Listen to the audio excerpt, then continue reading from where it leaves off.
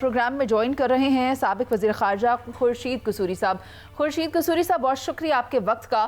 جیسا کہ آپ بھی حالات حاضرہ کا باغور جائزہ لے رہے ہیں، لیکن امریکی صدر ٹرمپ کے جو بورڈ آف پیس ہیں اس کے قیام کا مقصد آپ کو کیا لگتا ہے کیا ہو سکتا ہے؟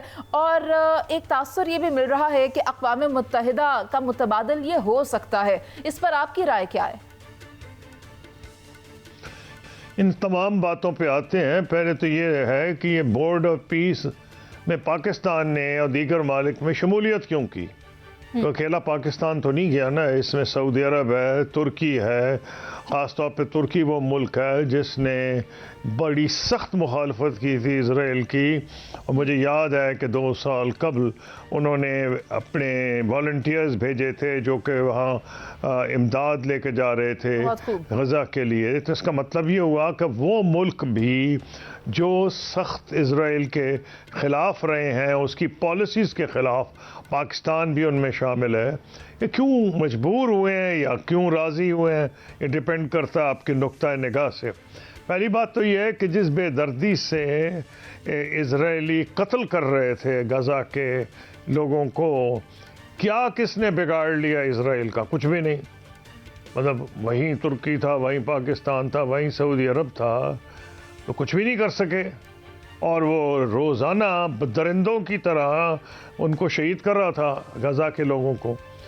یونائٹڈ نیشنز سیکورٹی کونسل میں گیا، جنرل اسمبلی میں تو ٹھیک ہے ووٹ پڑ جاتے ہیں، لیکن جہاں فیصلے ہوتے ہیں یونائٹڈ نیشن سیکورٹی کونسل، وہاں تو نہیں ہو سکا، ویٹو ہو جاتا تھا امریکہ کا۔ اب سوال یہ تھا کہ مرنے دیں انہیں، شہید ہونے دیں، ختم ہو جانے دیں۔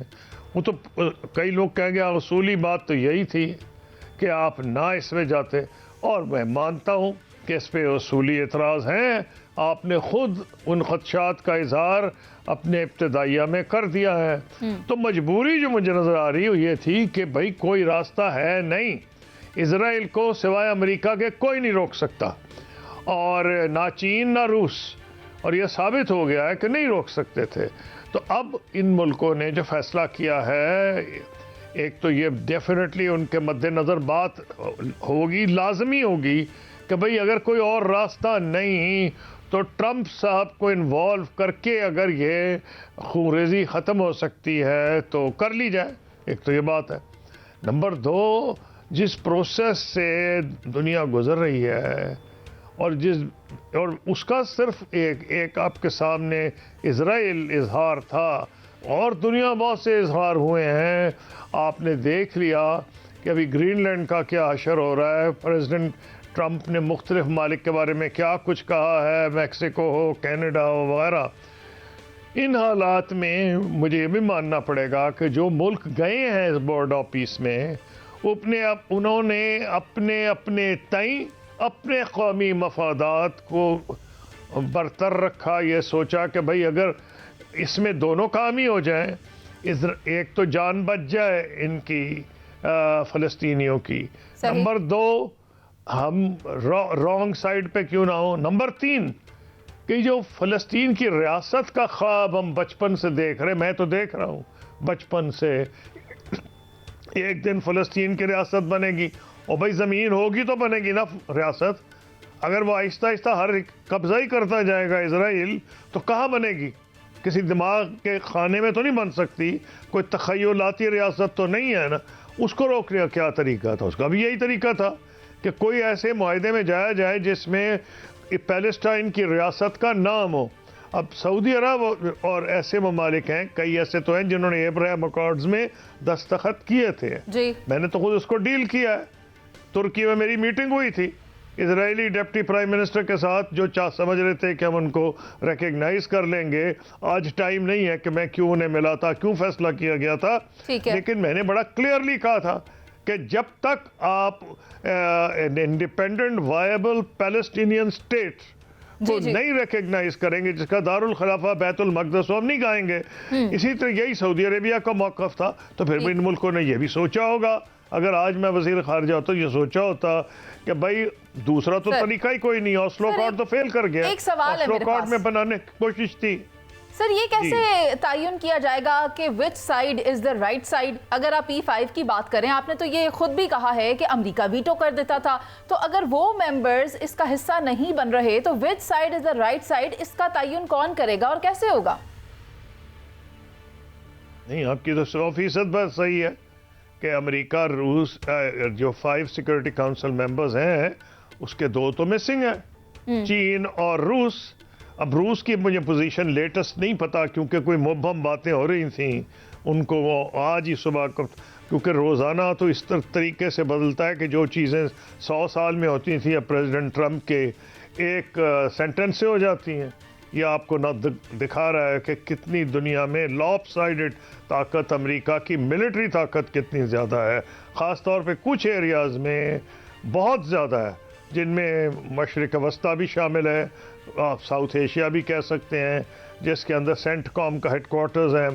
تو ہوا یہ ہے کہ جو فلسطین کی ریاست کی بات ہے وہ تو اور کسی طریقے سے نظر ہی نہیں آ رہی تھی۔ ان 2 ملکوں کا بنیادی میں سمجھتا ہوں صحیح لوگ اعتراض کر رہے ہیں کہ بھئی یہ سیکورٹی کاؤنسل کا کیا متبادل آپ بنا رہے ہیں؟ وہ تو ہو ہی نہیں سکتا۔ پاکستان کے فارن آفس نے جو بیان جاری کیا ہے، میں نے غور سے پڑھا ہے، اس میں ایک تو ریپیٹڈلی فلسطین کا ذکر تھا اور اس میں یونائٹڈ نیشنز ریزولوشنز کا بھی ذکر تھا۔ اب پوائنٹ کیا آ رہا ہے کہ رانگ اور رائٹ سائڈ آف ہسٹری اگر آپ مورلی دیکھیں تو یہ ٹھیک نہیں ہو رہا، اس کا کوئی میں تو کوئی ڈاؤٹ ہی نہیں ہے مجھے، لیکن اب دنیا میں انفارچونیٹلی موریلٹی پہ بیسڈ قوموں کی قسمت نہیں ہو رہی۔ گرین لینڈرز کا فیصلہ آج ان کے پرائم منسٹر نے کہا ہے کہ مجھے تو پتہ ہی نہیں کہ کیا فیصلہ کل ہو گیا اوسلو میں، میرے جزیرے کا جو دنیا کا سب سے بڑا جزیرہ ہے، میں وزیر اعظم ہوں، مجھے تو کچھ بھی نہیں پتا۔ بیٹھ کے انہوں نے یورپین ممالک نے بشمول ڈینمارک اور پریزیڈنٹ ٹرمپ نے اعلان بھی کر دیا ہے کہ ٹھیک ہے ہم کانکر تو نہیں کریں گے، فوج تو نہیں بھیجیں گے، پر یہ کر دیں گے، اس قسم کے میزائل ہم نصب کر دیں گے، جس پہ prime minister of Greenland نے کہا ہے کہ میری سوورنٹی پہ کوئی میں ریڈ لائن ہے میری۔ اب جب ان کس قسم کے آپ حالات فیس کر رہے ہو، ہندوستان سے آپ کی ابھی جنگ ہوئی ہے، ہندوستان کہتا ہے برملا کہ وہ آپریشن سندور ختم نہیں ہوا، اور اگر آپ ان کی ہاکش وائسز سنیں تو وہ موقع کی طاق میں ہیں۔ تو میں یہ ساری چیزوں کو مد نظر رکھ کے جواب دے سکتا ہوں کہ میں کسی آپ کو ویکیوم میں رہ کے جواب نہیں دے سکتا، میں مورلی اس کو صحیح نہیں سمجھتا، لیکن انفارچونیٹلی سوری ٹو انٹرپٹ، میں یہاں ایڈ کرنا چاہتی ہوں، ایسا لگتا ہے یہ ڈوبتے کو تنکے کا سہارا کے مترادف ہے، کیوں شہزاد حسین بٹ صاحب؟ ٹھیک کہہ رہی ہیں منیزہ معین صاحبہ، سابق وزیر خارجہ صاحب دبنگ وزیر خارجہ رہے ہیں اور وہ ٹھیک فرما رہے ہیں، لیکن اصل بات دوسرا اینگل بھی ذرا دیکھ لیجئے گا کہ بھارتی فوج کے جو سربراہ ہے جنرل اپیندر دویدی، وہ روتے ہوئے بڑا پیٹ رہے ہیں اور کہہ رہے ہیں کہ غزہ اور حماس جو ہے وہ ساتھ دے گا پاکستان، یہ پیس آف بورڈ کی بات کر رہے ہیں، اور وہ تو یہ بھی کہہ رہے ہیں کہ بورڈ کو کشمیر کے موقف کو جائز ثابت کرنے کے لیے کل کلا کو مقبوضہ کشمیر کے حوالے سے جو آج پیلسٹائن پہ بات ہو رہی ہے یہی کشمیر پہ لے جائیں گے۔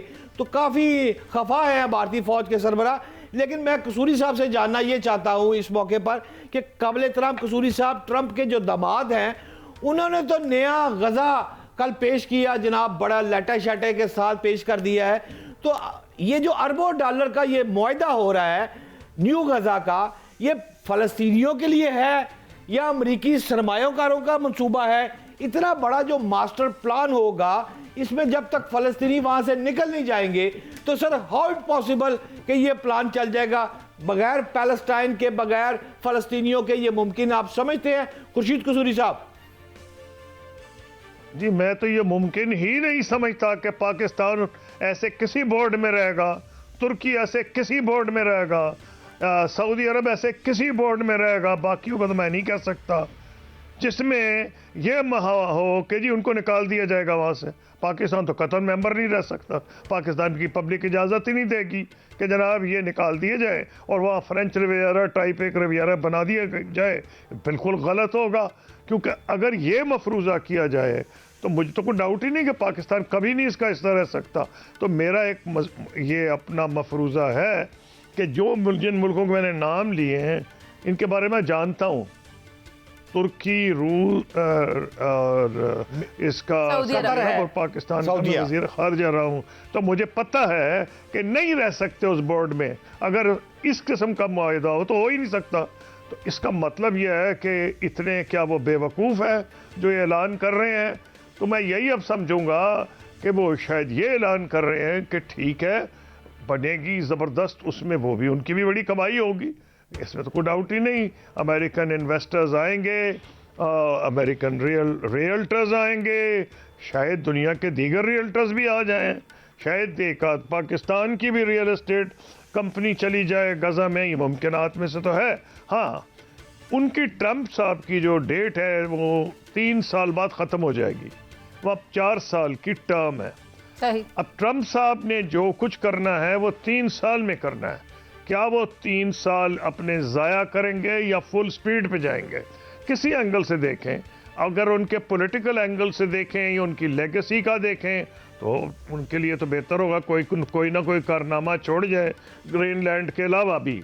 अब ग्रीनलैंड का भी मुझे नहीं पता फाइनल असर क्या होना है, लेकिन क्योंकि उनके तो वज़ीर आज़म को भी नहीं पता कि उसका क्या असर होने वाला है। लेकिन जहाँ तक इसका ताल्लुक है, अगर आप ही की बात को मैं ले लूँ आगे कि जी बड़े बड़े ओमन्स बनेंगी, बिल्डिंग्स ये होंगी वो होंगी, तो आप ये समझे कि एक किस्म का वो रिजॉर्ट बनाना चाह रहे हैं जिसमें अरबपति दुनिया के आके खेला करेंगे। लेकिन अरबपति जब खेलेंगे तो कुछ उसमें फ़लस्तीनी भी अमीर हो जाएंगे, कुछ फ़लस्तीनियों को जॉब मिल जाएगा, क्योंकि ऐसा मंसूबा जिसमें फ़लस्तीनियों को निकाल कर रियल एस्टेट, ये पहले आया था, आपको शायद याद होगा, यही पहले आया था कि रिवियरा टाइप चीज़, और उनको मुख्तलिफ ममालिक में आबाद किया जाएगा। इसको टोटली रिजेक्ट किया गया है, इस सारे प्रपोजल को रिजेक्ट कर दिया गया है। कोई मुल्क जाने को तैयार नहीं था, इतना कोई मुल्क नहीं था, मुझे किसी मुल्क मुझे नज़र नहीं आया जिसने ये कहा हाँ जी बड़ा अच्छा आइडिया है, बंदों को बाहर निकालें, रियल एस्टेट बनाएं, एयर कंडीशन होटल बनाएं,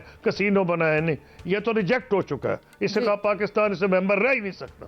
ठीक है, और बज़ाहिर देखा जाए अगर ये नहीं एक्सेप्ट कर सकता। Sir I got your point. बज़ाहिर बोर्ड ऑफ को एक उम्मीद के तौर पर देखा जा रहा है, लेकिन यहाँ पर सवाल किसी के ज्वाइन करने की नीयत का नहीं है बल्कि उसूल का है। मगर अगर यहाँ पर ताकत का इस्तेमाल किया जाता है और नताइज दुरुस्त नहीं निकलते तो फिर तो मामला किसी और जानिब दिखाई देता है।